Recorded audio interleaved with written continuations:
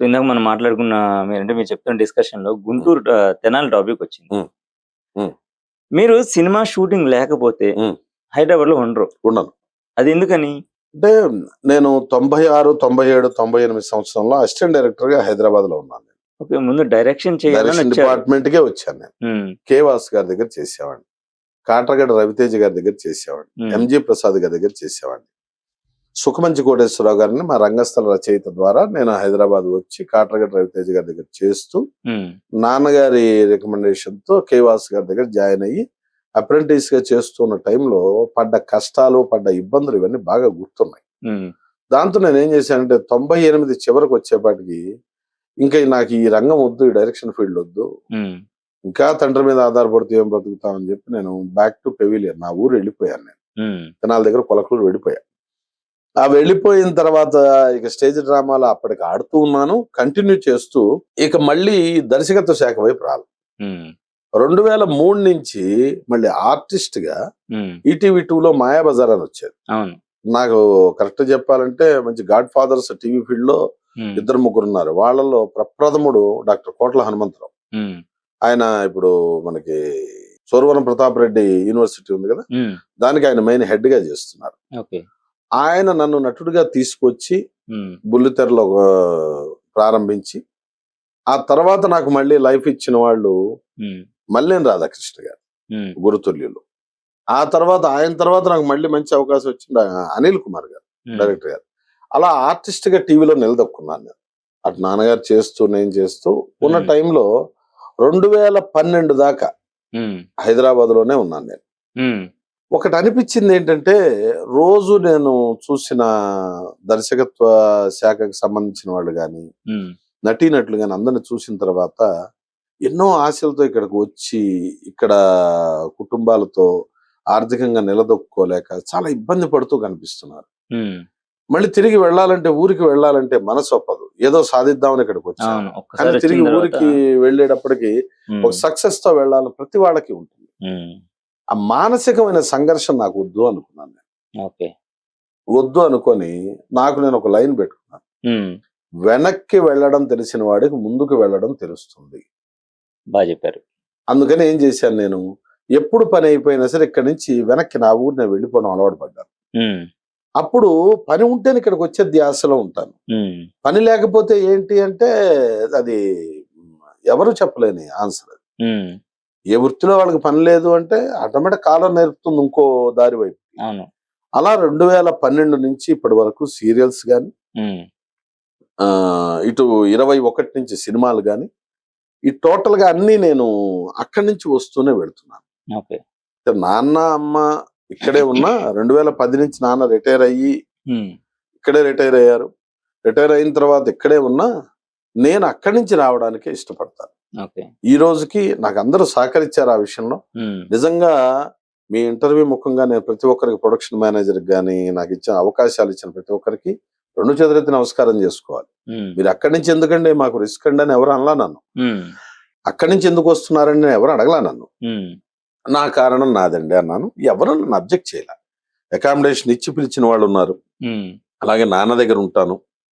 అలాగే ఇక్కడికి వచ్చి నేను సొంతంగా ఉంటాను. హ్మ్. ఏదైనా నేను వస్తాన టైంకి వస్తాను. హ్మ్. అయిపోయిన తర్వాత వెళ్ళిపోతాను. ఓకే. సో, అందుకని మీరు up and down Hyderabad, Tenali చేస్తూ ఉంటారు. ఖచ్చితంగా. సో, 'ఉస్తాద్ భగత్ సింగ్‌లో' హ్మ్. క్యారెక్టర్ చేస్తున్నారని చెప్పేసి హ్మ్. నాకు తెలిసింది. హ్మ్.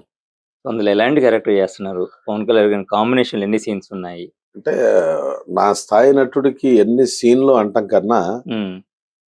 ఒక్క సీన్ అయినా మనం ఉన్నాము అనిపించుకోవటం అనేది చాలా గర్వకారణంగానే ఫీల్ అవుతాను. అది పవన్ కళ్యాణ్ గారి సినిమా. హ్మ్. హ్మ్.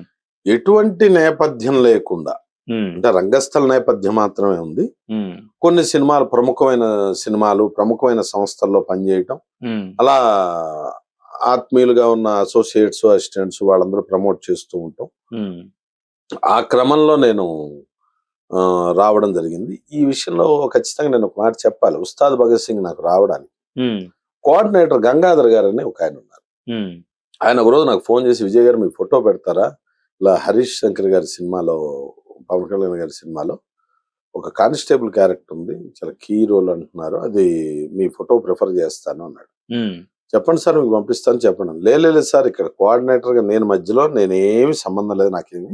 ఉమ్, మీ ఫోటో మీరు నాకు పంపండి చాలు నేను వాళ్ళకి పంపుతాను వాళ్ళే కాంటాక్ట్ చేస్తారు నాకు.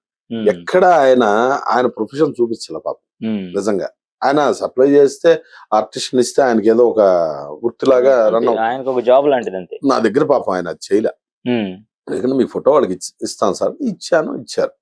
తర్వాత యూనిట్ నుంచి ఫోన్ చేశారు. ఉమ్, చేసిన తర్వాత మాట్లాడారు. కో డైరెక్టర్ గారు మాట్లాడతారని బాబీ గారు అన్నారు. మాట్లాడారు. ఉమ్, బాబీ గారు మాట్లాడి ఇట్లా ఇన్ని రోజులు కావాలంటే ఒక 6-7 days కావాలి, క్యారెక్టర్ ఇంపార్టెన్స్ ఇది అన్నారు. ఉమ్, ఖచ్చితంగా చేస్తాను సార్. అది ఎంత ప్రాముఖ్యత ఉంది అంటాం కన్నా కూడా ఆయన సినిమా వదిలిపెట్టాను సార్. భీమ్లా నాయక్ చేశాను, మళ్ళీ తర్వాత ఇప్పుడు చేశాను. దానికన్నా ఇప్పుడు నేరుగా ఆయనతోనే అంటున్నప్పుడు ఎందుకు వదిలిపెట్టుకుంటాం సార్ ఆర్టిస్ట్ గా. ఉమ్, మాకు ఆ ఉత్సాహం ఉంటుంది, చేస్తాం సార్ అన్న. ఉమ్, హైదరాబాద్ వచ్చేసారు పాపం, వాళ్ళే రూమ్ అది ఇచ్చేసారు. వచ్చిన తర్వాత క్యాన్సిల్ అయింది కొన్ని అనివార్య కారణాల వల్ల. ఓకే, భగత్ సింగ్. ఇది మిస్ అయిపోయిందా అని బాధపడ్డా. ఉమ్, మళ్ళీ నెక్స్ట్ మంత్ వచ్చాడు, మళ్ళీ సేమ్ అడిగారు. ఉమ్, వేరే ప్రాజెక్ట్ కి ఆల్రెడీ నేను కమిట్ అయ్యి ఉండి కూడా మళ్ళీ డేట్లు అడిగితే వాళ్ళని అడిగి అడ్జస్ట్ చేసుకొని ఉమ్, వాళ్ళు కూడా సహకరించారు. చెయ్యండి సార్ పెద్ద ఆయన సినిమా అని. వచ్చాను, ఆ 5 days చేశాను. ఉమ్, ఒకటే సీను కానీ బాగుంది.